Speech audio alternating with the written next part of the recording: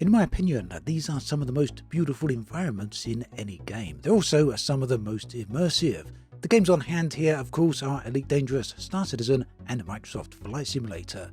Each of them have full-on worlds, many of them are full size, all of them extremely detailed and very vast. And that's why they can be extremely immersive, especially with devices such as the Tobii Eyetracker 5. And that is what you're seeing here. It's a device that includes both full-on eye tracking as well as full-on head tracking.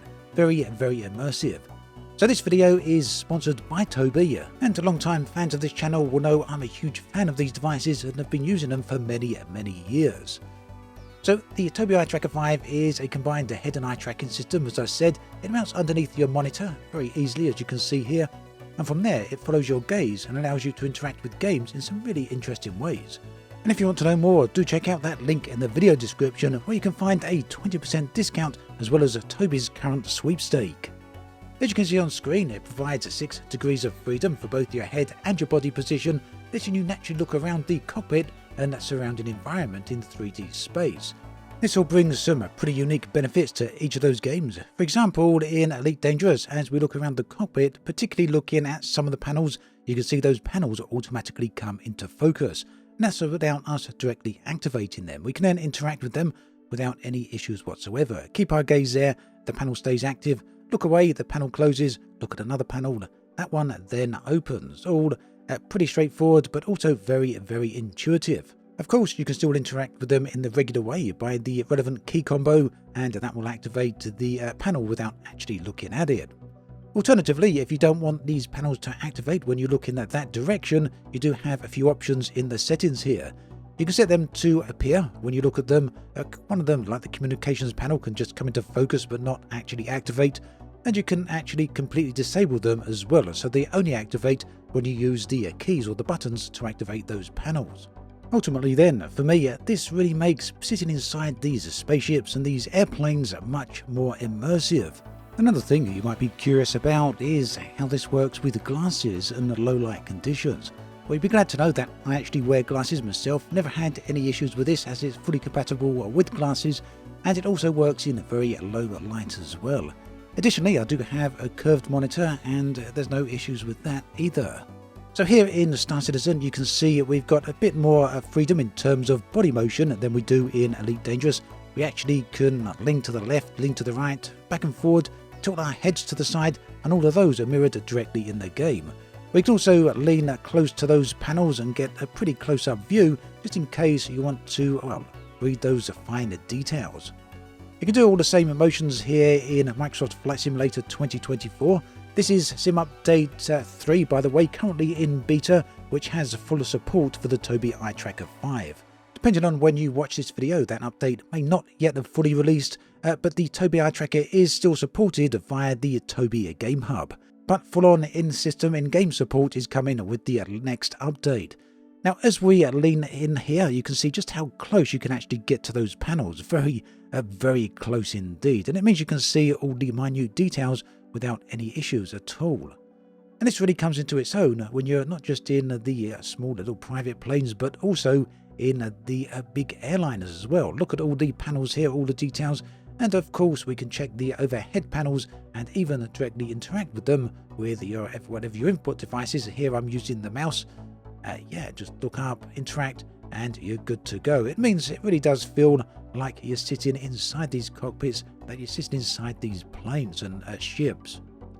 It's all not just about looking around, of course. It does vastly help with gameplay. Right here, we're doing a little bit of combat in Elite Dangerous. Here I'm doing the latest community goal. I'm going to talk a little bit more about that in just a moment. And as you can see, it allows you to really keep track of your targets. No more of the ships flying overhead or to the left or right, and then you're having to rely on the radar to try and track them down. Instead, it's super simple with the Tobii Eyetracker 5 to keep your target in focus. Just turn your head or turn your eyes, and yeah, the in-game camera will track accordingly.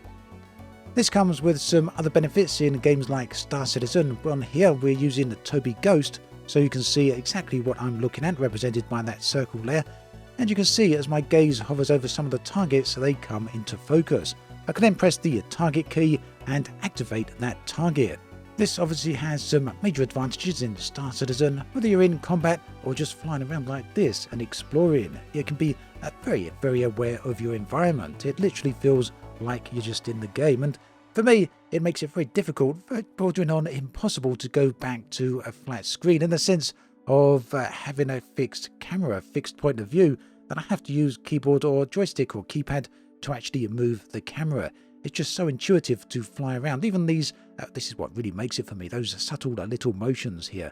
Just as you turn your head slightly or as you turn your eye slightly, the camera just accommodates you, allowing you to be much more aware of the environments. And when flying through asteroid fields as stunning as this area, and as we get past that sun there, this area really does come alive. It makes you feel like you're really in these environments, so immersive. And I guess if you just so happen to be a content creator as well, this really does, I feel, add quite a bit of value to your footage as well, because you're not just using that fixed camera. It's a lot more, I guess, cinematic when someone's watching the footage and the camera's moving around like this. It really does add a lot of value all round. And this holds true regardless of which game you're in. Elite Dangerous, absolutely stunning, some truly beautiful planets here, especially since the more updated ones. We got very thin, tenuous atmospheres here. And although they're not thick, full-on atmospheres, we've got no thick, lovely clouds or anything like that, we've still got some truly gorgeous sunsets. And the colour of these sunsets will vary depending on which planet type you're in. Largely, all due really down to the composition, the chemical composition of the atmosphere. So whilst these can be somewhat hard to find, they're not 10 a penny, they're not absolutely anywhere, they're still absolutely gorgeous nonetheless. And talking of gorgeous locations, this is the North York Moors. It's actually my home. I live just on the edge of it, and I'm regularly driving around this area and walking through it multiple times a week. Some truly stunning locations here. And that's all really highlighted in a Microsoft Flight Simulator, whether you're flying at low altitudes or high levels over the area here. And just off to the right, and again really highlighting how the head tracking and the eye tracking help with the Tobii Eyetracker 5, we can see one of the local wind farms just off the coast there. And as we look a little bit more towards the south, we can see a few of the other local small towns, and then slightly more towards the horizon at the very edges of the North York Moors. Now, as many of you will no doubt know, I've been doing YouTube for a very long time at this point, over 10 years in fact, surprising because it always amazes me just how fast that time goes. Hard to believe I've been doing this for a decade. Started out with Elite Dangerous and Star Citizen in the very early days, and some of the main videos I produced back then, of course, were exploration videos. So much of my content, much of my time spending planning games even, is always about exploration. It's always about looking around these absolutely gorgeous environments, and yeah, just look at those amazing clouds here in Star Citizen. The environments here just continue to get better year after year. Really nice to see, actually. Now, of course, it's not all about just exploring and roaming around, even though obviously the Tobii Eyetracker does add immensely to that. You've seen some gameplay earlier on. We did a little bit of combat. I think that gives you a bit of a feel for just how things can really add value there. But it's also about the game mode itself, interacting with the various different activities.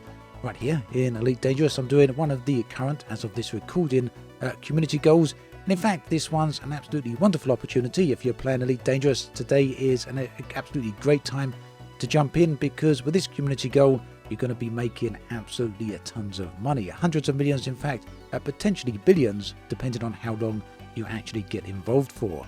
Now here's an interesting thing. This menu, this station menu, when you're just using a regular monitor and no head tracking, it looks like a regular fixed menu. It's not until you start using the head tracking that it's very clear that this menu actually exists inside the game world. And yeah, that means you can look around it here, just helping with the readability and the interactivity. So yeah, I signed up for that community goal, then I decided to head off. I wasn't going to use the Mandalay, despite the fact that it's absolutely my favourite ship in the game. Instead, I swapped out for the Behemoth, that is the Panther Clipper Mark II. And that's because this is a trade-in community goal, and with this ship I can carry over 1,000 tons of cargo, quite a bit over 1,000 tons in fact. And thanks to the factor of 10 in trade-in for this particular commodity, we're making huge volumes of profit there. It's still not just about flying around. With the Tobii Eyetracker 5, you also get head tracking and eye tracking when you're walking around inside Star Citizen. This is actually the FPS mode, which you can enable or disable. You don't have to use it if you don't want, but I do find it really adds another layer to the whole walking around sensation.